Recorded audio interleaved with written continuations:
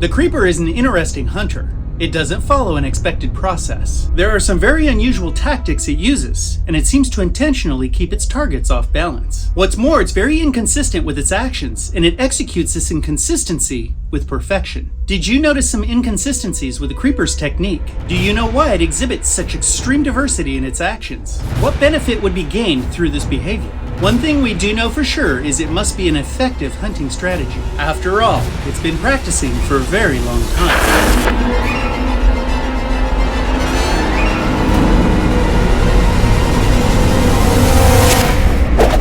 The creeper is very complicated. It was once human, but it's no longer human. It has kept many of its human characteristics, yet it's still fully beast. How much of the original human still shines through? That's a hard question to answer after thousands of years of existence as a supernatural killer. But we would argue that the presence of that human is still very prevalent in the creeper. Although it's gained significant physical power and is now immersed in the spiritual realm, it carries the unchanged energy of the man it once was. And make no mistake, it is a sinister and malevolent spirit. It always was.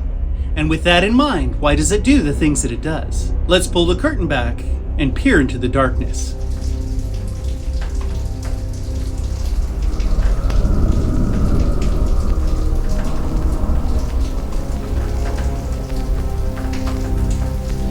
Before we ask why the creeper does what it does, let's identify some of those inconsistencies so we can better evaluate them. A question in a recent comment from @FlirtlessOne encouraged us to address this topic in depth.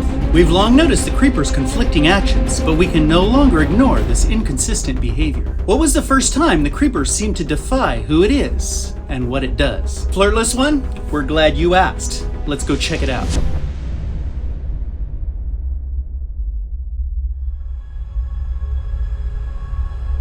In the fall of 2001, the antagonist superpower was a phenomenal creature. It was written to perfection, and the professionals who were tasked with creating the visual appearance of the creature succeeded with stunning results. It was shocking, dead-looking, and scaly, with deteriorating white eyes and huge bat wings. But most impressive was its ability to accomplish the impossible. We were first introduced to the creeper when we saw it throwing bodies down a rusted pipe.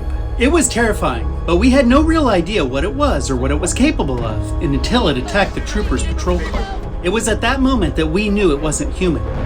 It was superhuman, landing on a moving vehicle and yanking people out of the car. And it wasn't afraid to use an ancient battle axe to kill. This villain was a true monster, end of story. But there was still plenty of this story to unfold, and it was going to be a much more uncomfortable ride than we anticipated. And these very supernatural qualities that were so impressive led us to our first inconsistency, the cat lady's house. Looks like they even have a phone. I'm guessing no phone and a lot of guns. I say we keep driving till we see people. Who do you think she is? You kids got anyone else with you? That's not my scarecrow. These are some of the most chilling lines ever spoken in a horror movie. For all of those who were locked in at the edge of their seats and biting their nails, it was the last thing anyone wanted to hear. There was a horrendous creature standing in front of the old lady's scarecrow, but it was about to get worse. As the cat lady produced her old shotgun and used it, the creeper was somehow fast enough to avoid damage. How? Not only that, it was gone before we knew it, disappearing down into the old lady's house. It was fast enough to outmaneuver a shotgun blast. That was impressive to say the least. But yet, in the very next scene, Trish and Derry, in an effort to continue breathing, decided to assault the creeper with Trish's car. They were successful. They struck the creeper and launched it into the air. These two scenes, delivered back to back, didn't seem to make sense. The creeper was fast enough to avoid a shotgun blast, which is about 1,500 feet per second. Yet it was too slow to avoid a moving vehicle, which is only about 75 feet per second. Let's momentarily place this in the It Doesn't Make Sense file, and look for further examples of the creeper's consistent inconsistencies.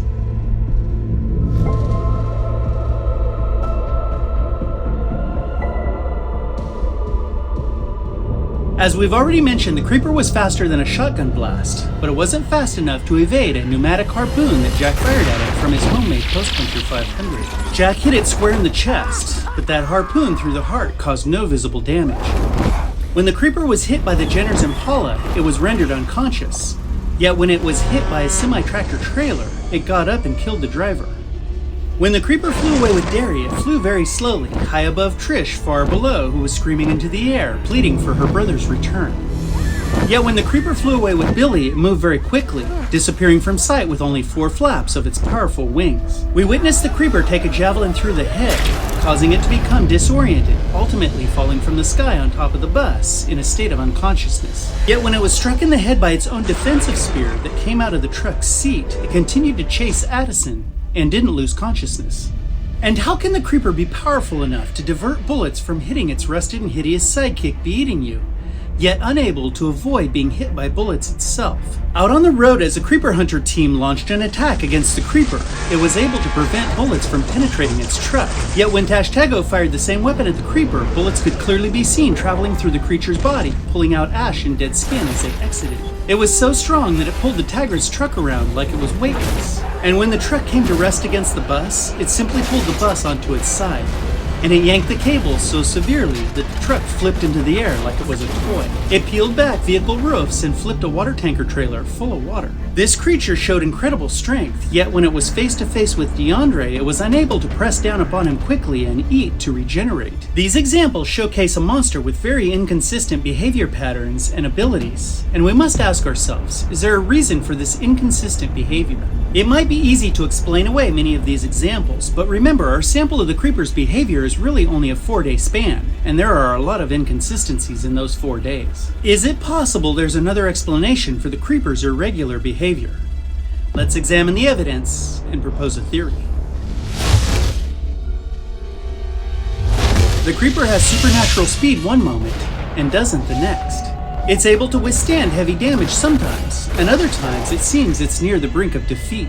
It can display extraordinary strength, or it may exhibit strength similar to that of a human male. So what are possible reasons for these variances? There are 3 prominent possibilities.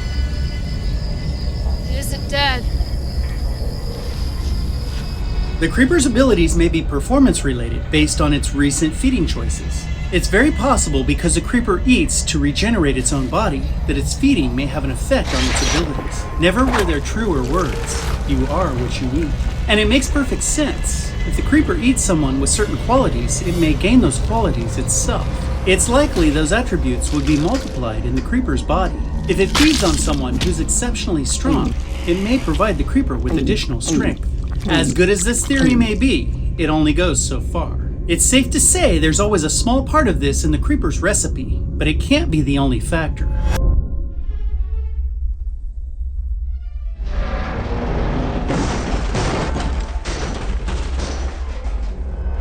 It's also possible the creeper has short bursts of power.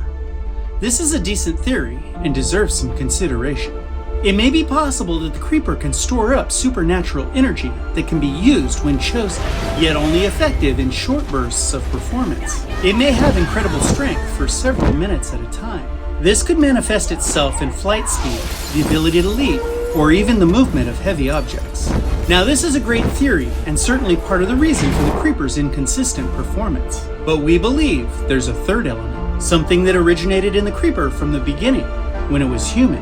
Something that demonstrated a vile, cruel man who would sacrifice anything for his own selfish purpose.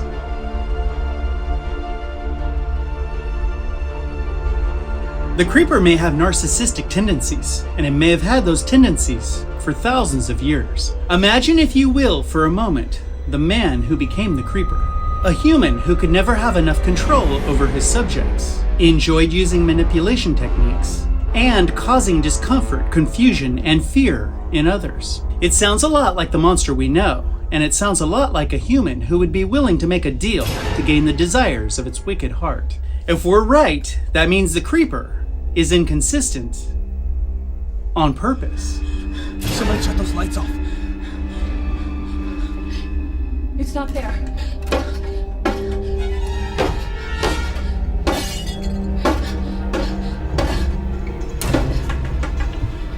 Sure, it may be a combination of factors, but a lot of what the creeper does is by design. It may fall from the sky and land on the roof of the bus, only to lie in wait for the right target to travel beneath its wing. Doesn't it seem peculiar that its wing would have ended up inside the bus? It may have dodged a blast from a shotgun and staged being hit by Trish and Gary, knowing it would get back up once again to pursue. It may have flown away from the sheriff's station slowly to showcase its acquisition to an agonizing girl far below. Yet after running in the field with Billy to create hope in its pursuers, it may have flown away quickly, dashing all that hope in a single pain-filled moment. We believe the creeper's actions are choices, not random behavior. It makes a choice to toy with its victims and those left behind, intentionally causing as much disappointment and fear as possible in an effort to completely control its prey. It can be bipolar and manic in its interaction with the world's population. It sets the rules, it's in charge, and it watches those around it suffer. It enjoys its house of pain, but it also enjoys exerting itself against the vulnerable to disrupt and corrupt as many lives as possible. And in a twist of irony, as much control as it craves, it will never have enough to be satisfied. It will always be under the control of another, an example of poetic justice. The creeper seeks to feed a fire that will never go out.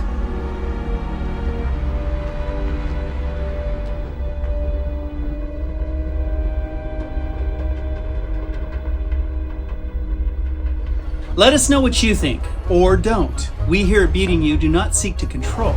And if you enjoy the content, it would be really cool if you let us know electronically.